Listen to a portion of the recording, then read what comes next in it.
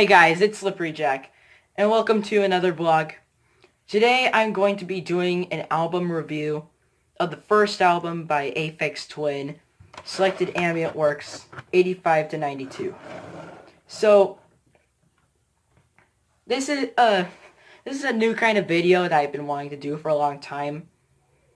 I asked my mom for some ideas, and she said that I should do album reviews since I buy a lot of CDs.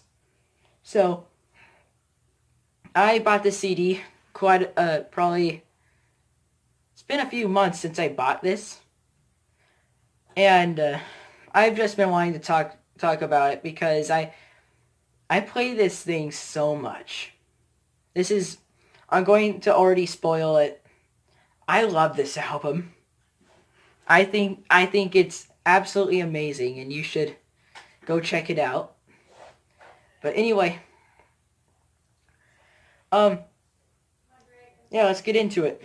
So, it starts out with Xtal, which is a good intro. It really sets the mood for the album, and it really lets you know what you're getting into. Just like the first two tracks are great openers. And yeah, I wouldn't consider it one of the better tracks on the album, but it's still pretty great. Next one is Tha. That's where things really start getting interesting. So this song is much more ambient. It's got like a light beat going through it, but it's still really relaxing. It's great for studying if there's any of you watching this are students. And also it's 9 minutes long, so that's saying something for you. And I always like the longer tracks the most, and this still happens to be the longest track on the album, and it's one of my favorite songs by Aphex Twin altogether. Next one is Pulsewidth. So this one is this is also a really good one. It's got like some I really like the keyboards in it. It's got probably the most bass out of anything on the album. I always have to turn the bass off when I'm listening to it. But then sometimes like the keyboards will stop and it'll just be the drums and the bass line. But the best parts of it are with the keyboards. It's still a really good track. Next one is polis. I think that's how you pronounce it. But yeah, this is another really good song. It's I always forget about this one when I'm listening to the album, and I don't really think it defines the album very well. But I still very much enjoy it. It's got I think the things that really define it is like its drum pattern. I don't know why, but that's always stuck out to me since I first listened to this album.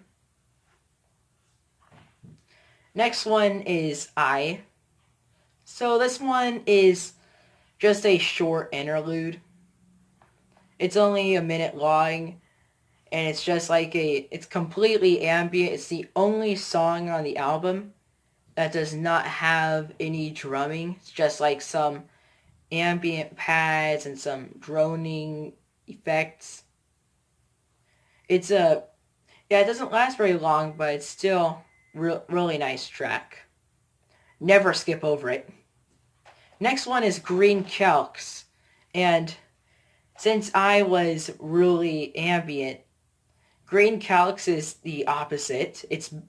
It's the most mechanical song on the album, very upbeat, and yeah, it's not like the rest of the album, and once again, it's not a song that I would choose to define the album, and it's probably my least favorite, in fact.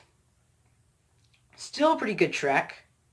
I enjoy it very much. It's I think that the only thing, I don't think I don't think I would change this track if I had the opportunity or take it off. I've listened to this album so many times that I feel like it wouldn't be selected Ambient Works 85 to 92 without it. Next one is Heliosphan. Oh, yes, yes, yes. Heliosphan is amazing. I think this is my favorite track on the album. It's it's more upbeat. It's not as upbeat as Green Calx, but yeah, another one of the more upbeat parts of the album. And the by the way, this album is not ambient music. I don't know why the heck he called it selected Ambient Works, because it's not ambient music. It goes against Brian Eno's rule of ambient music. But it's still, I would say, ambient techno probably.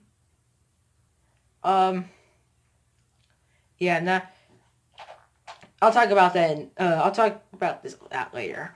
Anyway, Helios has like a really fun drum beat that goes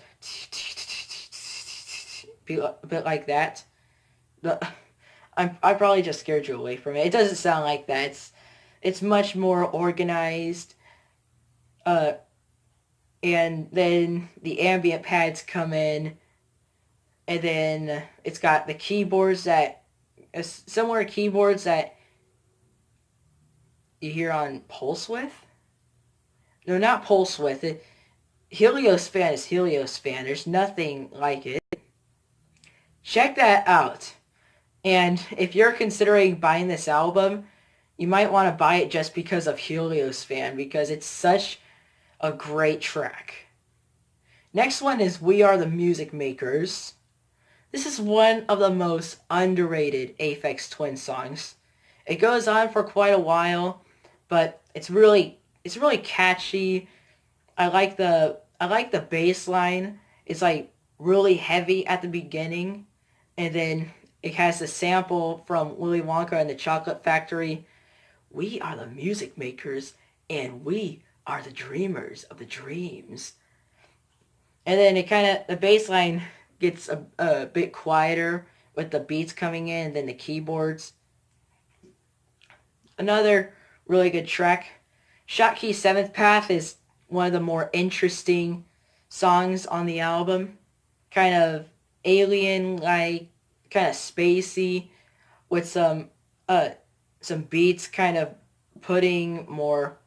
making it more kind of hectic, like you're gonna get caught by aliens or something. Telemi, there's not much to talk about on it. It's another really good track. It's very repetitive. It goes on for quite a while. It never gets old. And yeah, it's definitely a standout on the album. Hedphelym, this is a great track. It's very, very underrated. I don't know anyone who says they like it, but it's very creepy. The rest of the album is very welcoming.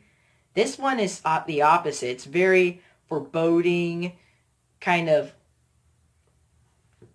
creepy. I once was writing like this ghost story for school about like ghosts taking over people's bodies. I forget what I was writing it about, but I had this album playing, and that song came on, and I just had chills going all over me. It was like the most uncomfortable experience ever, but still a great track. And it's definitely a reason why you should buy this album and check it out. Delphium isn't, I tend to forget about this track a lot, but really, it's another really good track. Kind of like this fun, upbeat, kind of, some, that, some, I don't know what they are, but yeah, it's one of the more fun tracks on the album. I really like uh like the parts where the melody comes in and it gets really good. Last track is Actium. This is a pretty good outro for the album, and it's one of the defining moments of it. It's very, once again, it's another very repetitive song. It goes on for 7 minutes, and but it doesn't get old. It there's actually some parts of it that start glitching, which is really interesting. I thought the CD was broken when I first heard it, but it's not. If you have heard this on your CD, don't worry. It was meant to be there. So overall, this is a great album. I think every song on here is awesome. I uh I will recommend this album for mainly students or in high school, or even if you're just, or if you have depression, this would be your go-to album, because everything on it is just like, almost every song on it is very positive, happy, and welcoming. And when I'm stressed out, this is my go-to album. So, well, and also, high schoolers, if there's any high schoolers watching this, this would be a great album to play while doing your homework. When I play it when I'm doing my homework. It works so well for me. I always get my work done so fast. But once again, it's not ambient music, so don't expect to get something really relaxing out of it. But I could probably fall asleep to this album if I were to play it in bed. But yes, go check this album out right now if you haven't. And also check out Aphex Twin. I will be doing more Aphex Twin reviews later on. Thank you for watching.